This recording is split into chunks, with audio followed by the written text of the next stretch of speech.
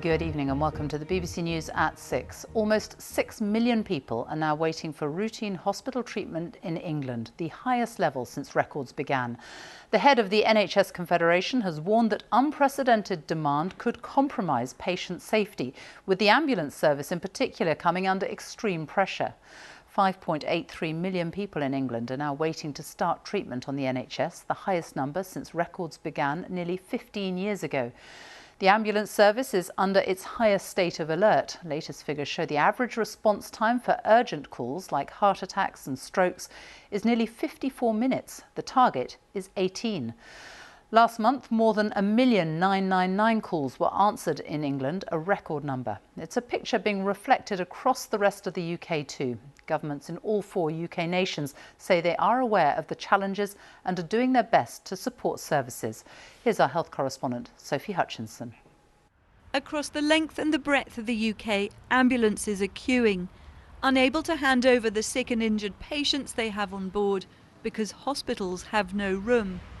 And ambulances stuck in queues aren't available to attend other emergencies, leaving patients in need waiting at home. I called an ambulance at 11:50 and they said that they were going to send help ASAP. 2 weeks ago, Christina called 999 when she found her grandma, Margaret, slumped in a chair having a stroke. But after waiting 3.5 hours, she called again to ask when the ambulance would arrive. They explained to me that she was already down for a blue light ambulance from the first call. They had nothing available at that time and they couldn't give me a time of when they were going to be able to get to me. And then they arrived at 5:30 a.m.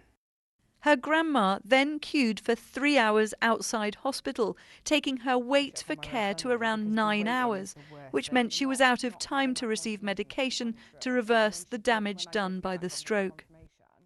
And older people are facing devastating delays in northwest England, according to this paramedic who asked to remain anonymous.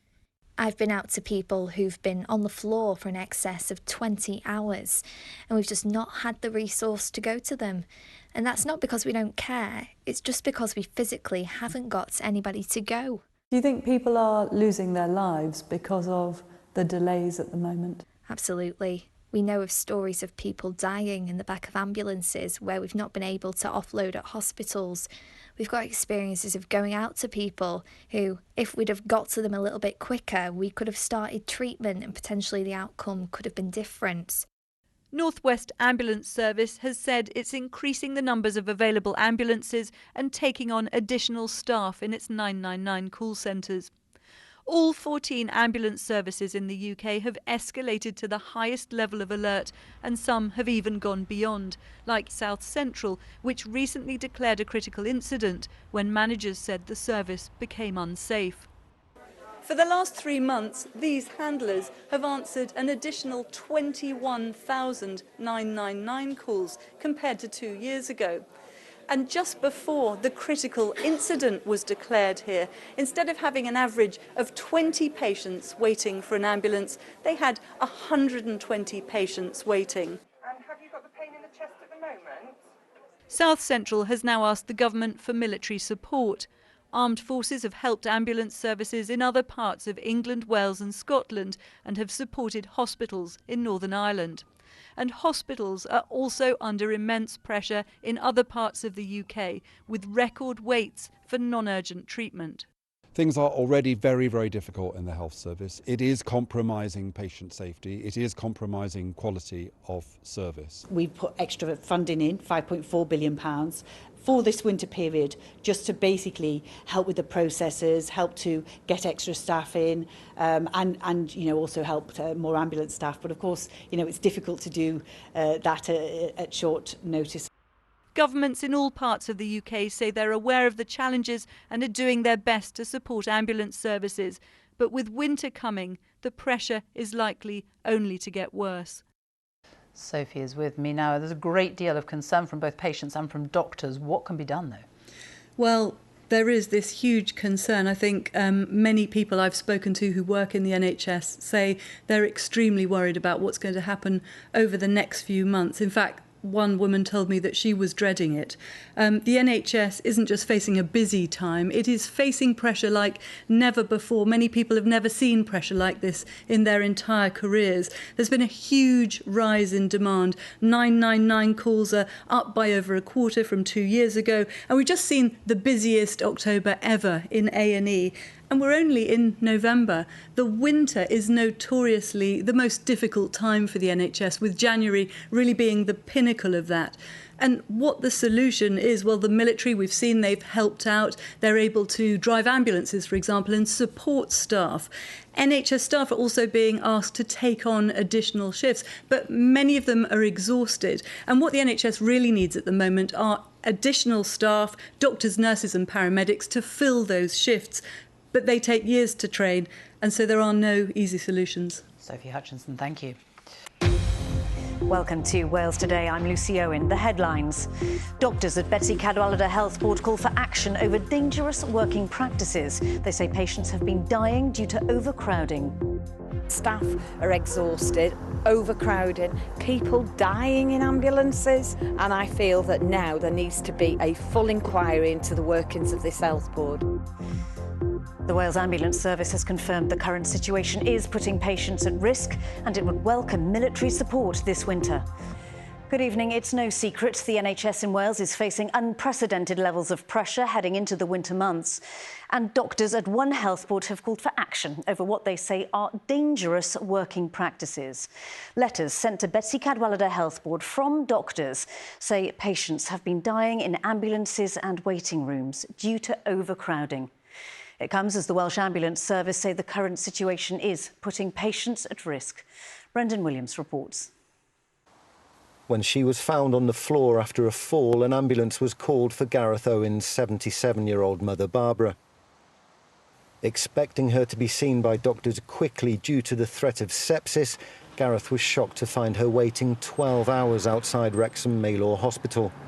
He says he doesn't blame the medical teams, but managers need to look at solutions. I want the hospital to think laterally and realise they need to get people off ambulances, indoors, whether it be just a sort of a reception area, a waiting room where there's some chairs, maybe a couple of beds, and get those ambulances back out on the road, because there are people dying who desperately need an ambulance. And we're being told, sorry, they're sitting in the car park because there's an elderly lady who can't get off. Come on. This isn't right. And this case is not in isolation. In a desperate appeal to the North Wales Health Board, Betsy Cadwallader, doctors working at emergency departments across the region have written letters warning that patients are dying in ambulances and waiting rooms due to overcrowding. They say departments are too often crowded and that patient harm and mortality are attributed in significant part to delays caused by crowding. They also say there's no evidence lessons are being learned. Senior doctors say the situation is as bad as it's ever been. What we're seeing is unacceptable and life-threatening waits for people. We're seeing some of my patients, for example, I saw a patient only last week, and they'd sustained an injury, a fall, and they'd got a suspected broken arm. They'd gone to A&E and basically been told, well, there's a 16-hour wait. This was the scene outside Wrexham Maylor Hospital earlier today. Ambulances still queuing to offload patients for treatment. Some local politicians are now calling for an inquiry. Well, I'm at my wit's end now, so goodness knows how all those people who are relying on this health board for safe and appropriate treatment feel. Our frontline staff are exhausted, overcrowding, people dying in ambulances.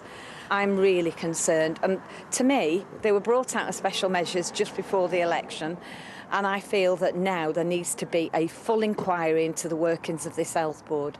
The pressures at the moment aren't unique to Betsy Cadwallader. They are common across the NHS in Wales and across the whole of the UK. What I can say is that we are working with clinicians in a very genuine way to try and get to the bottom of things and not put sticking plasters on, but to make those long-term improvements. The Welsh Government says it's provided more than £300 million of extra funding this year to tackle waiting times, improve emergency care and social services. Gareth Owens says the Health Board have yet to say sorry for how his mother was treated. But beyond an apology, what he really wants is accountability. Brendan Williams there.